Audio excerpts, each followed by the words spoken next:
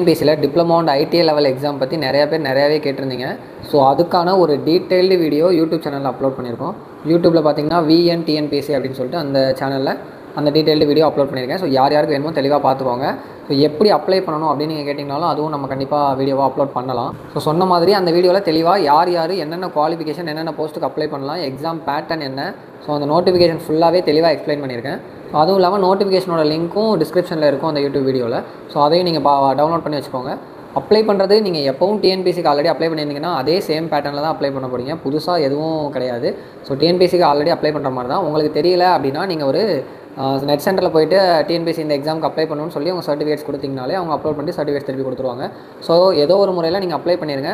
Apply பண்ணுறத விட prepare பண்ணுறது ரொம்ப ரொம்ப இம்பார்ட்டன்ட். ஸோ அதோட சிலபஸ் என்னென்ன நம்ம படிக்கணும் அது எல்லாமே கான்சன்ட்ரேட் பண்ணி படிக்கணும். சரிங்களா? ஸோ அதே மாதிரி ஆர்ஆர்பியோட டெக்னீஷியன் நோட்டிஃபிகேஷனும் ரிலீஸ் ஆயிருக்கு. அது எத்தனை பேர் பார்த்தீங்கன்னு தெரில. ஸோ டிஎன்பிஎஸ்சியில் டிப்ளமோ ஐடிஐ லெவலுக்கு கொடுக்குற இம்பார்ட்டன்ஸ் அளவுக்கு நீங்கள் அந்த ஆர்ஆர்பி டெக்னீஷியனுக்கும் கொடுக்கலாம். ஏன்னா அதுவும் ஐடிஐ படித்தவங்களுக்கான டெக்னீஷியன் கிரேட் 3 போஸ்ட் இருக்குது. டெக்னீஷியன் கிரேட் 1 போஸ்ட் வந்து டிகிரி முடித்தவங்களுக்காக இருக்குது. ஸோ யார் யார் அதுலேயும் எலிஜிபிள் இருக்கீங்களோ அதுவும் அப்ளை பண்ணலாம். அதுவும் அவ்வளோ கஷ்டமான பேட்டர்ன்லாம் ஒன்றும் கிடையாது. நீங்கள் ஆல்ரெடி ஆர்ஆர்பி குரூப் டி அது மாதிரி ஆர்ஆர்பிக்கு படிச்சுட்டு இருக்கீங்கன்னா அதே சேம் பேட்டர்னில் தான் இருக்க போகுது. ஸோ அந்த எக்ஸாமுக்கும் அப்ளை பண்ணலாம். ஸோ சென்ட்ரல் கவர்மெண்ட் எக்ஸாமில் வேகன்சியும் அதிகமாக இருக்கும், உங்களுக்கு சேலரியும் அதிகமாக இருக்கும். ஸோ யார் யார் எலிஜிபிள் இருக்கீங்களோ நீங்கள் அதுக்குமே அப்ளை பண்ணலாம்.